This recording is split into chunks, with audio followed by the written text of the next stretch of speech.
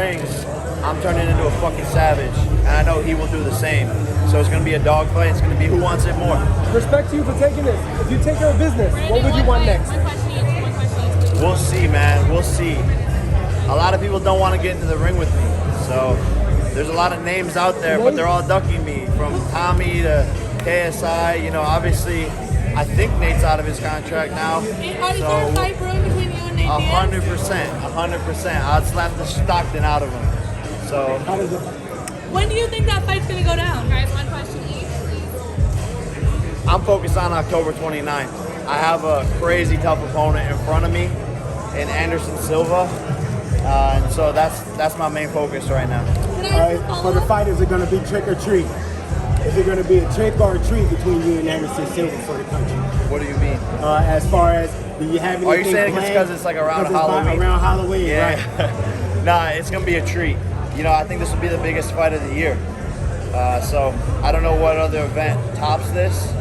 So I'm really excited for that, especially in the U.S. So the fans are in. The fans are in for something special. We watched you get hungrier and hungrier for bigger and bigger fights. Here it is, the biggest fight of your career, man. Emotionally, how do you feel going into it? Emotionally, I'm prepared. You know, I've been training this whole entire year. I was supposed to have 2 other fights, so we've been in shape. And I've made so much progress in the gym that I otherwise wouldn't have made. So this is a blessing in disguise, and it's just an honor to be here, and I'm more prepared than ever. And I think, you know, as far as 6 fights are concerned, any pro boxer in their 6th fight, I think this is the biggest 6th fight in the history of the sport. Jake, speaking of something special, on Saturday, Anderson gave us a pretty good special fight, man. Did you see it? I saw your Twitter, how you were. Yeah, it's crazy, man. You can't play boxing. Austin showed a lot of heart, but Gib just wanted it more, and you know he got tired. And the groom got tired after 2 rounds. So you could be good for 2 rounds, you could be good for 3 rounds, but can you be good for the whole entire fight? And I think that's what Austin found out. He says he wants a rematch. Would you challenge him to a rematch?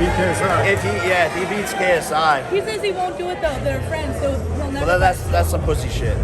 You won't. There's no chance that'll happen then. He's got to do something to like make me care, and like even just looking at these guys' skill levels, I'm on a whole different planet than these guys.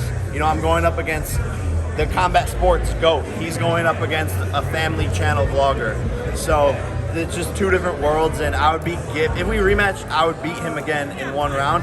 So the only way I'd do it is if he beat someone like KSI, and then we came back and I made a bunch of money off of it. To be honest, I don't give a fuck. Jake, what's the headline on the 30th?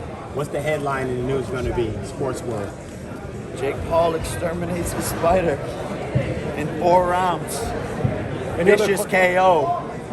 A vicious, respectful KO.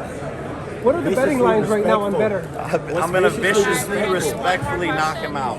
Jake, you've had so much heat in the previous 2 fights that we've seen you in with Woodley, with Askren, but up on stage, Anderson Silva, so nice, so respectful.